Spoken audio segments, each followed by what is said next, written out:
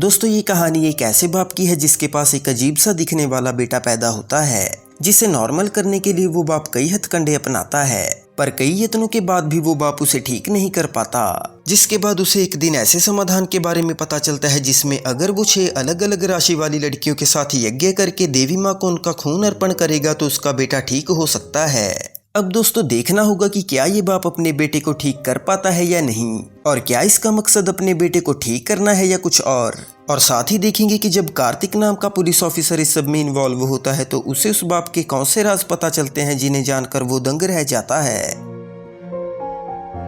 तो दोस्तों कहानी को शुरू से शुरू करते हैं, जहां हम रात के वक्त कुछ लोगों को जंगल से जाते हुए देखते हैं जो कि एक गर्भवती औरत को किसी वैद्य के पास लेकर जा रहे थे, और यहाँ उस औरत के साथ उसका पति और भाई भी मौजूद थे, जिनमें से पति का नाम विगंडा और भाई का नाम भद्रा था। अब दोस्तों यहाँ मैं आपको बता दूं कि ये जो औरत का भाई यानी भद्रा है, ये पूरी मूवी में हमें काले कपड़ों के साथ ही दिखाया जाता है, जिसका मूवी में भी कोई कारण नहीं बताया गया, और इसीलिए ये हमें जिस भी सीन में दिखेगा वो ऐसे ही दिखेगा। तो दोस्तों यहाँ जब वो जंगल में जा ही रहे थे तो भद्रा अपने जीजा को कहता है कि मेरी बहन को बहुत ज्यादा दर्द हो रहा है, मुझे इसकी काफी ज्यादा चिंता हो रही है, ये बच तो जाएगी ना। जिस पर विगंडा उसे कहता है कि तुम फिक्र क्यों कर रहे हो, ये बिल्कुल ठीक हो जाएगी, आखिरकार ये एक शेर पुत्र को जन्म देने वाली है, तो थोड़ा बहुत दर्द तो सहना होगा ही। आगे वो उसे कहता है कि मैं अपने होने वाले पुत्र को अपनी दैविक शक्तियों से इतना ज्यादा शक्तिशाली बनाऊंगा कि पूरी दुनिया उसके सामने झुकेगी। अब दोस्तों यहाँ मैं आपको बता दूं कि विगंडा एक बहुत ही संकी किस्म का आदमी है, जो कि दुनियादारी से इतना ज्यादा परेशान हो चुका है कि वो अपनी होने वाली औलाद को अपनी तंत्र विद्या से इतना शक्तिशाली बनाना चाहता है कि पूरी दुनिया उसके सामने झुके,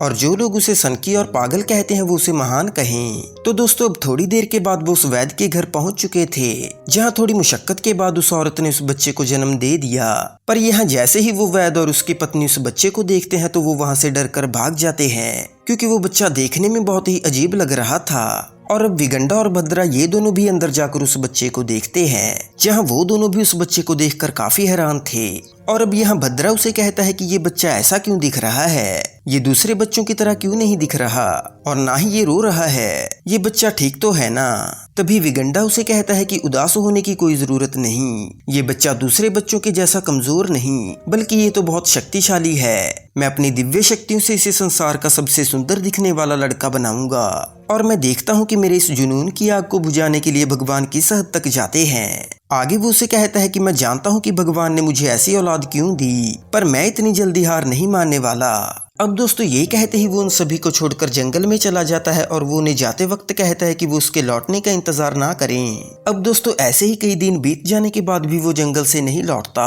और उधर हम दूसरी तरफ उसकी पत्नी को देख पाते हैं, जो कि अकेली ही अपने बच्चे को पाल रही थी। वो अच्छे से उसका पालन पोषण करती है और उसे अपनी जान से भी ज्यादा संभाल कर रखती है। पर दोस्तों वहीं जब दूसरे बच्चे उसे देखते थे तो वो उसके साथ खेलने की बजाय उससे डरकर भाग जाया करते, जिन्हें देखकर उस औरत को थोड़ा बुरा तो लगता, पर फिर भी वो उन सबको भूलकर अपने बेटे के साथ खेलती रहती। और दोस्तों कुछ इसी तरह से वो औरत अपने बेटे के साथ जिंदगी बिताती रहती है। अब जहाँ एक तरफ ये सब चल रहा था, वही हम दूसरी तरफ अपनी कहानी के मेन हीरो यानी कार्तिक से मिल पाते हैं, जो कि पेशे से एक पुलिस वाला है। और दोस्तों आज उसे एक खबर मिली थी कि एक इलाके में नशीली दवाओं का इलीगल धंधा चल रहा है, जिसे कमल नाम का एक आदमी चला रहा है, और उसके इस अवैध धंधे की वजह से इस इलाके के कई लड़के नशे के आदी हो चुके हैं। तो अब दोस्तों कार्तिक वहां पहुंचकर कमल के आदमियों से भिड़ता है, और वो उन सभी को बुरी तरह से पीटकर कमल को अरेस्ट होने के लिए कहता है, जहां कमल उसकी बात नहीं मानता और वो गोडाउन से भागता हुआ बाहर आ जाता है। दोस्तों यहाँ कार्तिक भी उसका पीछा करते हुए बाहर आ चुका था, जहाँ उसके और कमल के बीच हाथापाई होनी शुरू हो गई, और इसी हाथापाई के बीच कमल ने मौके का फायदा उठाकर कार्तिक की गन निकाल ली, और वो कार्तिक को कहता है कि अगर उसने एक भी कदम आगे बढ़ाया तो वो उसे वहीं पर शूट कर देगा। जिस पर कार्तिक उसे कहता है कि वो उसे उसकी गन वापस कर दे, और वो वादा करता है कि वो उसे वहां से जाने देगा। पर दोस्तों यहाँ कमल उसकी कोई बात नहीं सुनता और वो गाड़ी में बैठकर वहां से भाग जाता है। तो अब दोस्तों इसके बाद हम कार्तिक को उसके एक सीनियर ऑफिसर के पास देखते हैं, जो कि उस पर काफी भड़के हुए थे। वो उसे कहते हैं कि मुझे हैरानी हो रही है ये जानकर कि कोई क्रिमिनल तुमसे तुम्हारी गन छीन कर भाग गया, क्या तुम मुझे बताओगी कि तुम उसे रोक क्यों नहीं पाए, और सबसे जरूरी बात, आखिर तुम वहाँ पर अकेले गए क्यों? तुम्हें तो वहाँ पर पूरी टीम के साथ जाना चाहिए था। जिस पर कार्तिक उसे कहता है कि सर मैं पूरी टीम के साथ ही वहाँ पर जाने वाला था, पर मुझे इन्फॉर्मेशन मिली थी कि कमल को हमारे वहाँ पर आने का पता चल चुका है और वो वहाँ से भाग ना जाए, इसीलिए मैंने सोचा कि उसे जाकर पकड़ लूं। अब दोस्तों ये बात सुनकर वो ऑफिसर उसे कहता है कि देखो कार्तिक, तुम एक बहुत ही काबिल ऑफिसर हो, अगर उसने कल को किसी को गोली वगैरह मार दी तो कार्रवाई तुम पर होगी,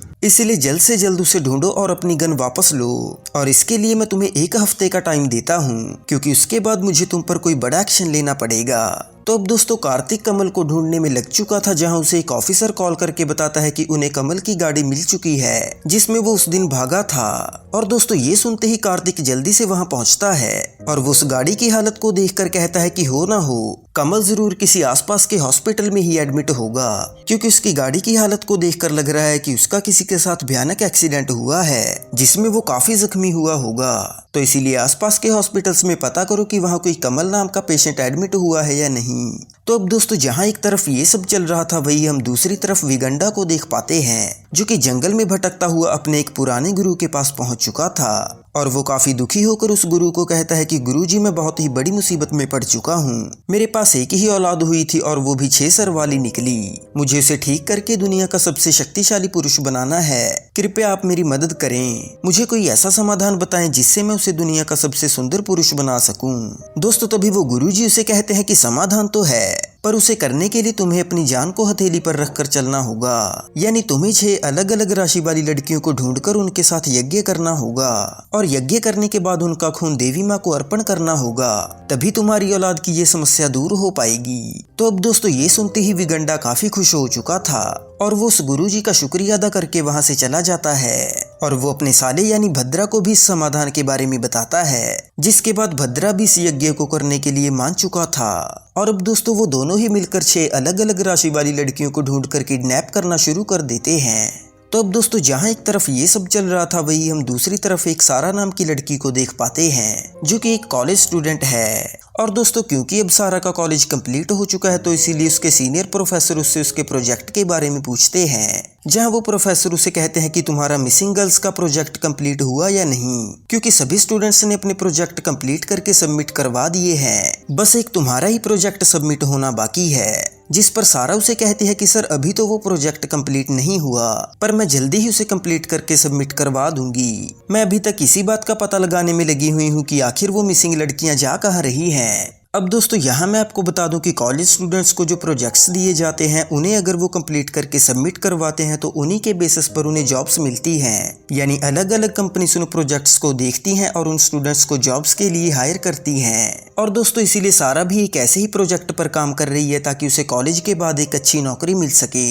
और ये प्रोजेक्ट गायब हो रही लड़कियों के बारे में है। अब दोस्तों यह प्रोफेसर उसे कहते हैं कि जिस मिसिंग गर्ल्स वाले केस की तुम बात कर रही हो, ऐसा ही एक केस माधवनगर में भी देखने को मिला है। अगर तुम कहो तो मैं उस इलाके के पुलिस डिपार्टमेंट में बात करके तुम्हारे वहां रहने का इंतजाम कर सकता हूँ, और तुम्हारे वहां रुककर उनके साथ काम करने से उनकी भी हेल्प हो जाएगी और तुम्हारी भी। अब दोस्तों इस बात पर सारा उस प्रोफेसर को कहती है कि अगर आप ऐसा करते हैं तो मेरी काफी हेल्प हो जाएगी और मैं अपना प्रोजेक्ट भी जल्दी से जल्दी कंप्लीट कर पाऊंगी। अब दोस्तों इसके बाद हम देखते हैं कि वो प्रोफेसर माधवनगर के पुलिस स्टेशन में बात करके वहां सारा के रहने का इंतजाम करवा देते हैं, जिसके अगले दिन ही सारा उस पुलिस स्टेशन के सीनियर ऑफिसर से मिलने के लिए चली जाती है। और दोस्तों यहाँ वो ऑफिसर सारा को कहते हैं कि मुझे आपके प्रोफेसर ने आपके बारे में सब कुछ बता दिया है, हमारे इलाके में भी एक लड़की काफी दिनों से मिसिंग चल रही है, जिसका केस कार्तिक नाम के पुलिस ऑफिसर संभाल रहे हैं, और इसीलिए अब से तुम भी इस केस में उनकी हेल्प करोगी, और जैसे जैसे तुम दोनों इस केस को सुलझा लोगे वैसे वैसे तुम्हारा प्रोजेक्ट भी कंप्लीट हो जाएगा। अब दोस्तों यहाँ सारा उस पुलिस ऑफिसर को थैंक्स कहती है और वो जाकर कार्तिक से मिलती है, जहाँ वो देखती है कि कार्तिक किसी केस की फाइल पढ़ रहा था। पर दोस्तों यहाँ जब कार्तिक सारा को देखता है तो वो एकदम से शॉक हो जाता है, क्योंकि दोस्तों यहाँ मैं आपको बता दूं कि कॉलेज टाइम में कार्तिक सारा का सीनियर हुआ करता था और उस टाइम सारा उसे काफी अच्छी लगती थी, तो इसीलिए एक दिन उसने उसे अपने दिल की बात बता दी, जिसके बाद ये दोनों काफी टाइम रिलेशन में रहे। पर दोस्तों इन दोनों का रिलेशन ज्यादा देर नहीं टिक पाया, क्योंकि एक दिन अचानक सारा ने कार्तिक को उसके साथ रहने के लिए मना कर दिया, जिसके बाद ये दोनों दोबारा कभी नहीं मिले। और दोस्तों आज तक उसी बात का गुस्सा कार्तिक के अंदर भरा हुआ है। तो अब दोस्तों यहाँ कार्तिक उसे देखकर कहता है कि तुम यहाँ क्यों आई हो, क्या तुम्हें यहाँ किसी से कोई काम है? जिस पर सारा उसे कहती है कि नहीं, मुझे यहाँ किसी से कोई काम नहीं, बस मुझे यहाँ अपने प्रोजेक्ट को पूरा करने के लिए भेजा गया है। जिस पर कार्तिक उसे कहता है कि कैसा प्रोजेक्ट, और ऐसा कौन सा प्रोजेक्ट है जो तुम्हें यहाँ तक खींच लाया? जिस पर सारा उसे कहती है कि मैंने सुना है कि तुम्हारे एरिया की एक लड़की 1 महीने से मिल नहीं रही, और बिल्कुल ऐसे ही मेरे शहर की भी 3 लड़कियां 2 महीनों से गायब हैं, और इसीलिए मुझे लगता है कि तुम्हारा केस और मेरा प्रोजेक्ट एक साथ कनेक्टेड है। यानी जिसने तुम्हारे शहर की लड़की को गायब किया है उसी ने मेरे शहर की लड़कियों को भी गायब किया है, इसीलिए अब एक दूसरे की हेल्प से ही हम इस केस को सुलझा सकते हैं। जिस पर कार्तिक उसे कहता है कि मुझे इस केस में किसी की हेल्प नहीं चाहिए, तुम चाहो तो यहाँ से जा सकती हो। अब दोस्तों तभी सारा उसे कहती है कि अच्छा होगा हम अपनी पर्सनल प्रॉब्लम्स को साइड में करके उन लड़कियों को ढूंढें, और वैसे भी अगर तुम्हें इतनी ही प्रॉब्लम है तो तुम अपने सीनियर से बात कर लो, उन्होंने ही मुझे तुमसे मिलने के लिए भेजा था। अब दोस्तों ये बात सुनते ही कार्तिक थोड़ा ठंडे दिमाग से सोचता है और वो उसे कहता है कि ठीक है, सिर्फ उन गायब हो रही लड़कियों के लिए ही तुम्हें इस केस में इन्वॉल्व कर रहा हूँ, पर इतना याद रखना कि जब तक ये केस सॉल्व नहीं हो जाता तब तक हमारे बीच कोई पर्सनल बात नहीं होगी। तो अब दोस्तों सारा उसकी बात मान लेती है और ये दोनों मिलकर उन गायब हो रही लड़कियों के बारे में पता लगाने में जुट जाते हैं, जहाँ ये दोनों मिलकर उन गायब हो रही लड़कियों में से एक लड़की की फैमिली से मिलकर उससे पूछताछ करते हैं, जिससे उन्हें उस लड़की के बॉयफ्रेंड के बारे में पता चलता है। और अब दोस्तों ये दोनों मिलकर उस लड़की के बॉयफ्रेंड से पूछताछ करने के लिए चले जाते हैं, जहाँ जब वो उसके घर पहुंचते हैं तो वो देखते हैं कि वो ऑलरेडी मर चुका था, जिसे देखकर ये दोनों शॉक हो चुके थे, क्योंकि दोस्तों ये समझ नहीं पा रहे थे कि आखिर ये सब हो क्या रहा है। यानी पहले तो उस लड़की का गायब होना और अब उसके बॉयफ्रेंड को भी किसी का मार डालना। तो अब दोस्तों ये सब देखकर सारा कार्तिक को कहती है कि जो 3 लड़कियां मेरे शहर से गायब हुई थी उनमें से भी एक लड़की का बॉयफ्रेंड ऐसे ही मरा हुआ मिला था, और बाकी 2 लड़कियों के बॉयफ्रेंड्स का भी कुछ पता नहीं चल रहा, पता नहीं वो जिंदा भी होंगे या नहीं। अब दोस्तों यहाँ इन दोनों के लिए ये केस और भी उलझ चुका था, क्योंकि एक तरफ तो कोई उन लड़कियों को किडनैप कर रहा है और दूसरी तरफ कोई उनके बॉयफ्रेंड्स को भी मार रहा है। तो अब दोस्तों जहाँ एक तरफ ये सब चल रहा था वही हम दूसरी तरफ विगंडा और भद्रा को देख पाते हैं, जहाँ भद्रा विगंडा को कहता है कि मुझे नहीं लगता कि हमारा ये यज्ञ हो पाएगा, क्योंकि एक सारा नाम की लड़की हमारे काम के बीच अड़चन पैदा कर रही है। यानी जिन लड़कियों को हम किडनैप करके यहाँ ला रहे हैं वो पुलिस के साथ मिलकर उन्हीं लड़कियों को ढूंढने में लगी हुई है, हमें कुछ भी करके उस लड़की को रोकना होगा। जिस पर विगंडा उसे कहता है कि इससे पहले कि वो हम तक पहुंचे उसे मरवा दो, वो किसी भी तरह हम तक नहीं पहुंचनी चाहिए, नहीं तो हमारी सारी मेहनत मिट्टी में मिल जाएगी। और वैसे भी अब तो सिर्फ 2 लड़कियां ही बाकी हैं, उसके बाद मेरे बेटे को महाशक्तिशाली बनने से कोई नहीं रोक पाएगा।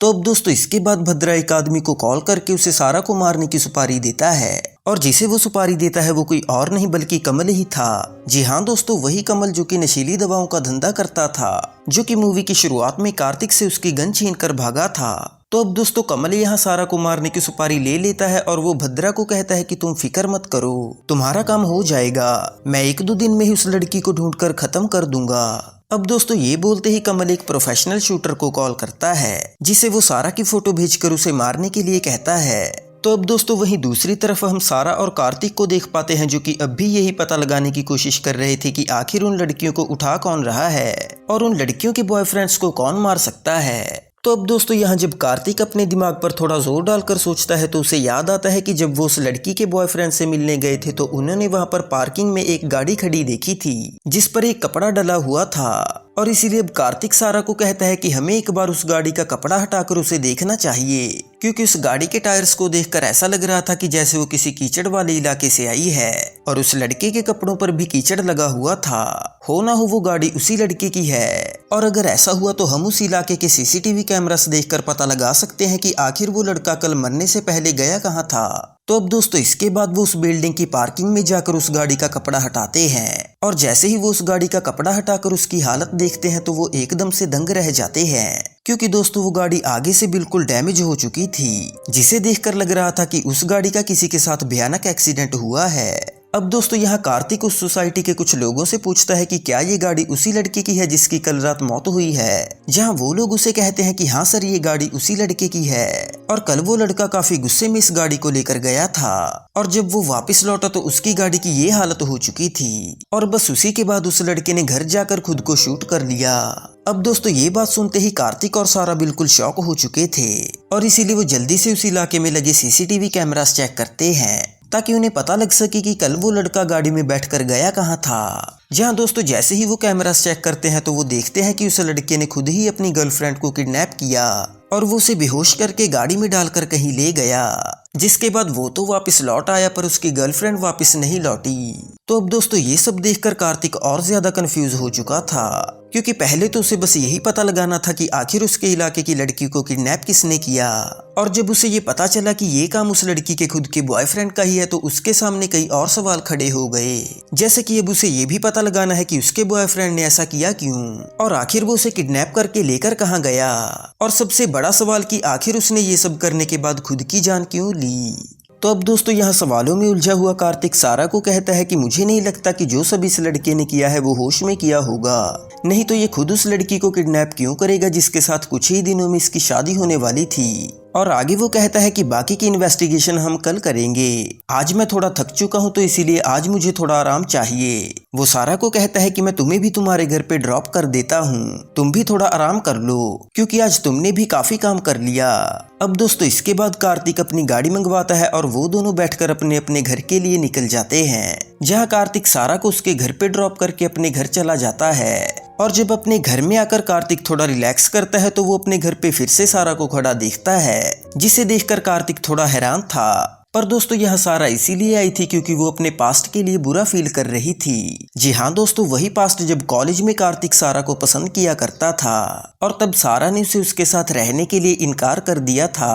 तो अब दोस्तों यहाँ सारा कार्तिक को कहती है कि मैं जानती हूँ तुम्हें आज तक उस बात का बुरा लगता है, पर मैंने वो सब तुम्हें इसीलिए नहीं बोला था कि मैं तुम्हें चीट करना चाहती थी, बल्कि इसीलिए बोला था क्योंकि पहले मैं अपने पैरों पर खड़ा होना चाहती थी और आगे चल के तुम्हारा दिल ना टूटे इसीलिए मैंने रिश्ता शुरू होने से पहले ही खत्म कर दिया। पर इसका मतलब ये नहीं था कि मैं तुम्हें पसंद नहीं करती, तुम मुझे तब भी पसंद थे और आज भी। उस दिन के बाद मैंने भी तुम्हें ढूंढने की काफी कोशिश की थी पर तुम मुझे कहीं नहीं मिले। तो अब दोस्तों उसकी ये बातें सुनकर कार्तिक थोड़ा भावुक हो चुका था और उसके अंदर जो सारा के लिए गुस्सा भरा हुआ था वो भी खत्म हो गया, जिसके बाद इन दोनों में सुलह होती है और ये सीन यहीं पर कट हो जाता है। अब दोस्तों इसके बाद हम सुबह का सीन देख पाते हैं, जहां डिपार्टमेंट का एक ऑफिसर कार्तिक को कॉल करके बताता है कि सर हमें कमल की लोकेशन का पता चल चुका है, जो कि उस दिन आपकी गन छीन कर भागा था। हमें पता चला है कि वो जंगल वाले इलाके में ही एक शेल्टर में छुपा हुआ है। और सबसे जरूरी बात कि जिस लड़के की मौत की इन्वेस्टिगेशन आप कर रहे हैं उस लड़के ने 2 दिन पहले ही अपनी गाड़ी कमल के शेल्टर के पास रोकी थी। हो ना हो उस लड़के ने अपनी गर्लफ्रेंड को कमल के पास ही छोड़ा होगा। अब दोस्तों ये बात सुनते ही कार्तिक जल्दी से कमल की लोकेशन पर पहुंचता है और वो उसे बहुत ही गुस्से में कहता है कि तो तू ही है वो जो लड़कियों को किडनैप करवा रहा है। तुझे क्या लगा था कि तू ये सब करता रहेगा और किसी को तेरे बारे में पता नहीं चलेगा? चल अब जल्दी से बोल वो गायब हुई लड़कियां कहाँ हैं और उनके बॉयफ्रेंड्स को कौन मार रहा है। जहाँ दोस्तों कमल उसे अब पूरी सच्चाई बतानी शुरू करता है। वो उसे कहता है कि ठीक है तुझे सच ही जानना है ना,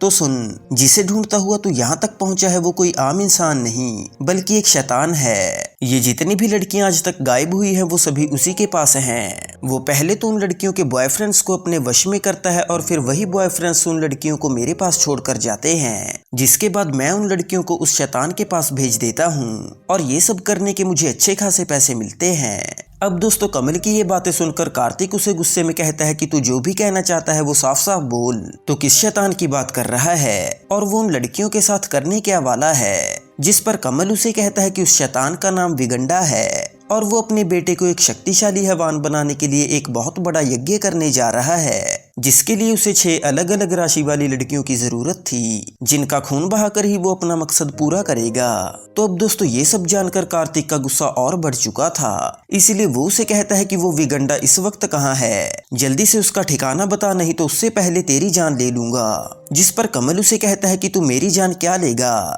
जान तो अब तेरी जाएगी, क्योंकि विगंडा के पास 5 लड़कियां तो मैं पहले ही पहुंचा चुका हूँ, बस अब सिर्फ एक लड़की ही बाकी थी और वो लड़की कोई और नहीं बल्कि सारा है। और वो आगे उसे कहता है कि पहले तो मैं सारा को मरवाने वाला था, पर फिर मुझे विगंडा ने बोला कि सारा एक ऐसी राशि वाली लड़की है जो कि हजारों लड़कियों में से एक लड़की की ही होती है, इसीलिए अब विगंडा को अपना यज्ञ पूरा करने के लिए सारा चाहिए। तो अब दोस्तों ये सब सुनते ही कार्तिक उसे पीटना शुरू कर देता है और वो उसे पीटते हुए उससे विगंडा का ठिकाना पूछता है। जहाँ दोस्तों तभी कमल को भद्रा की कॉल आती है और वो उसे कहता है कि कार्तिक के हाथ पर जो पवित्र धागा बंधा हुआ है वो उसे खोल दे, जिसके बाद वो उनके वश में हो जाएगा और वो खुद सारा को उनके पास लेकर आएगा। जहाँ दोस्तों कमल ऐसा ही करता है, यानी वो कार्तिक को बातों में उलझाकर उसके हाथ पर बंधा धागा खोल देता है, जिसके बाद कार्तिक भी विगंडा के वश में हो चुका था। और दोस्तों अब कार्तिक उस जंगल से बाहर आकर सारा के पास आता है, जो कि वहाँ कार्तिक का ही इंतजार कर रही थी, क्योंकि वो दोनों साथ में मंदिर जाने वाले थे। इसीलिए सारा कार्तिक को कहती है कि इतना टाइम कहाँ लगा दिया, मुझे यहाँ बुलाकर खुद कहाँ चले गए। जिस पर कार्तिक उसे कुछ नहीं कहता और वो उसे जबरदस्ती पकड़कर जंगल में ले जाने लगता है, जहाँ विगंडा अपना यज्ञ कर रहा था। और कार्तिक को ऐसा करते देख सारा समझ चुकी थी कि कुछ ना कुछ गड़बड़ तो जरूर है। इसीलिए वो खुद को कार्तिक से छुड़वाने की काफी कोशिश करती है, पर वो ऐसा कर नहीं पाती। जहाँ वहीं दूसरी तरफ हम कमल को देख पाते हैं, जिसे भद्रा ने आकर वहाँ पर मार दिया था, क्योंकि दोस्तों कमल को विगंडा और भद्रा की पूरी सच्चाई पता थी और वो कभी भी पुलिस को उनके बारे में बता सकता है, जिसके चलते भद्रा ने उस पर चाकू से वार करके उसे वहीं पर खत्म कर दिया। और इसके बाद भद्रा सीधा कार्तिक के पास जाता है, जहाँ वो कार्तिक को वहीं पर रोककर सारा को अपने साथ ले गया। तो अब दोस्तों इसके बाद हम देखते हैं कि विगंडा ने अपना यज्ञ शुरू कर दिया था और वो किडनैप की गई लड़कियों का थोड़ा थोड़ा खून इकट्ठा करके अपने बेटे को पिलाता है।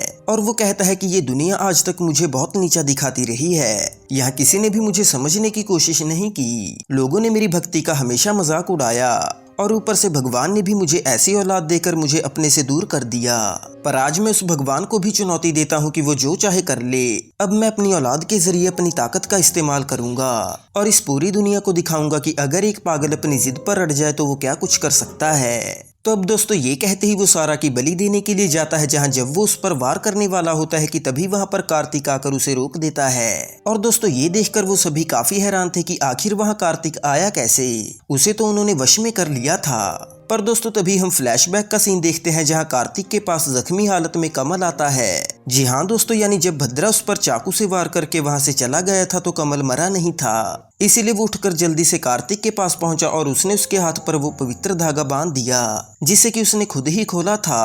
और दोस्तों वो धागा बांधते ही कार्तिक उनके काले जादू से आजाद हो चुका था। जिसके बाद कमल उसे कहता है कि आज तक उसने बहुत बुरे काम किए हैं, जिसमें से सबसे बुरा काम था उन लड़कियों को किडनैप करना, पर जिनके लिए उसने ये सब किया था उन्होंने ही उसे मारने की सोची। तो इसीलिए अब मैं मरने से पहले एक अच्छा काम करके जाना चाहता हूँ। तो अब दोस्तों वो कार्तिक को विगंडा का ठिकाना बताता है, जिसके बाद कार्तिक वहां पहुंचकर सारा की बलि को रोक देता है। तो अब दोस्तों यहाँ विगंडा और कार्तिक के बीच जोरदार टक्कर होती है, जिसके बाद कार्तिक उसे अपने गन पॉइंट पर ले लेता है और वो उसे कहता है कि तूने ये सब अपने बेटे के लिए ही किया है ना। सोच इस पूरे देश में कितने ही ऐसे माँ बाप होंगे जिनके पास विकलांग औलाद पैदा होती है, तो क्या वो सब माँ बाप भी तेरे जैसे काम करने लगते हैं? तूने कभी अपनी आंखों से अहंकार की पट्टी निकाल कर ये नहीं देखा कि स्वयं षणमुखा भगवान ने तेरे घर जन्म लिया है, बस तू अपनी जिद के चलते ही उसे हमेशा एक शैतान बनाने की सोचता रहा। अब दोस्तों यहाँ मैं आपको बता दूं कि षणमुखा भगवान कार्तिकेय का ही एक रूप है, जिनके 6 सर और 12 हाथ होते हैं। और क्योंकि लोग विगंडा को पागल और मूर्ख साधु कहते थे, तो इसीलिए खुद भगवान ने उनके घर जन्म लिया,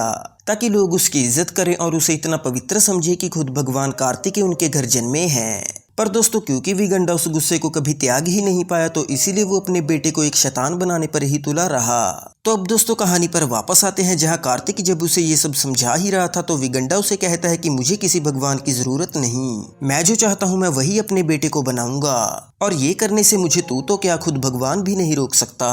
अब दोस्तों ये कहते ही वो कार्तिक को धक्का देकर सारा की बलि देने के लिए आगे बढ़ता है, जहां कार्तिक वहीं पर पड़ी एक त्रिशूल से उस पर वार करता है, जिसके चलते विगंडा वहीं पर मारा गया।